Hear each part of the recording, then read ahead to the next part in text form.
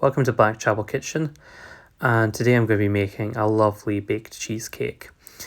And yeah, it's a straightforwardish recipe, but I won't mention the measurements during this video, so please refer to the blog link below for that in the description. Now, for starting this off, we are going to firstly need our biscuits for our biscuit base. I normally use malted milk biscuits, but use rich tasty digestive, whatever you have handy. And I'm going to be adding my melted butter for that and just give it a good stir. You don't need to have your biscuits very fine for this. I like to keep it a little bit crunchy, perfectly fine, whatever way you prefer. And you just want to make sure the butter does adequately coat every piece there. And then we're going to want to then transfer that into the tin that we're going to cook the cheesecake in. And you're going to be different timings depending on how big your tin you use. If you use a taller pan, then you are going to be needing about an hour and a half cooking time. But with a pan that is wider than it is tall, just an hour. And you just want to press your biscuits just into the base there as much as you can and get that nice and firm. And then you're going to be wanting to bake that in the oven 180 degrees for 10 to 15 minutes just to get that golden brown and get that to all firm up there as well. And if you really do want to make it watertight, you can do an egg white coating on the top, but you do want to make sure your base is being chilled before you put that in the oven. So here we have our sour cream for making our filling, and to the sour cream we're going to want to add our sugar. Now the main reason why you're adding these two first is just to help the sugar dissolve and to get a very even mixture. A lot of this entire recipe is about getting an even mixture. Now normally I put this in a stand mixer and with a paddle attachment. Just beat it together there, just get it all evenly mixed. However, I'm showing you all this by hand today, so here you are. And once you've then got that into a smooth mixture, you're then going to be thinking about adding your cream cheese. Now there's a lot of cream cheese in this recipe, 600 grams to be exact.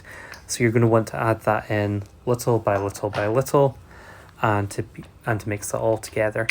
This is a lot easier in a stand mixer or your paddle attachment, but either way it is going to work. Just take your time and just beat that together, and it is going to thicken up. So the more progressive batches you put in, the easier this is going to be. And yeah, just keep going for it there. And we're finally on to our third batch of cream cheese here, so 600 grams in total. This is not a light cheesecake here, but the fat concentrations of this help it set very well, and it is a very rich filling cheesecake reminiscent of your classic New York cheesecakes.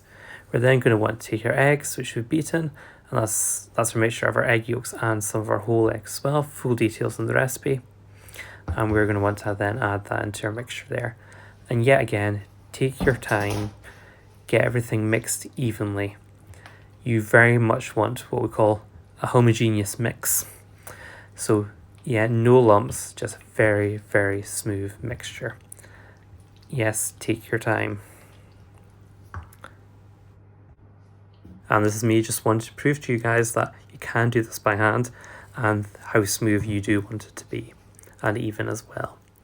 And now coming back to our biscuit base, I've had mine in the oven. I did give a slight egg white wash as well in the oven, and yeah, it does just help keep the moisture level, and it is a bit harder of a crunchy base and not the most glamorous for television. And you just want to ladle this in as well. The reason why you use a paddle attachment if you are using an electric mixer for this is you don't want to incorporate any air into the mixture. You want to avoid as much air as possible. So even here you can see that I am slowly ladling it in just to avoid any extra air as well. And you can also give this a few taps on the countertop afterwards just to make sure that you've gotten all of the mixture in. Now, as I mentioned earlier, mine's is quite a tall tin, so it's probably going to take about an hour and a half in the oven. Now, you do want to make sure that you get a nice smooth top there. And controversially, I have tried this recipe with and without a water bath in the oven for extra moisture. Some people say you do need to use a water bath, but I found no discernible difference in it.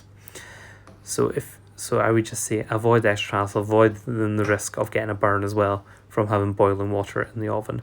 That's going to go into your oven there for an hour and a half. And just be patient, go make yourself a cup of tea, go and do something else. And yeah, and now just decide what I'm going to go and do with myself now.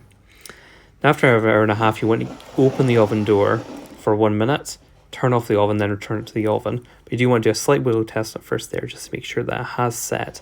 Otherwise, you want to put it back in for another 15-20 minutes. And unfortunately, because I did take out the oven there to show you the wiggle test, I did develop a crack in it. This shouldn't happen if you open the door for 1 minute, then close it, and leave it to cool overnight in the oven. However, I'm not going to go make another one now. I have guests coming around, and we need our dessert. So here is cheesecake in all its glory, there with the crack. And yeah, it is a very rich cheesecake, and a small bit does go a long way here. My recipe does make for about 8 people, and I do love selling it with a lovely rum and raspberry sauce. Yeah, it was great.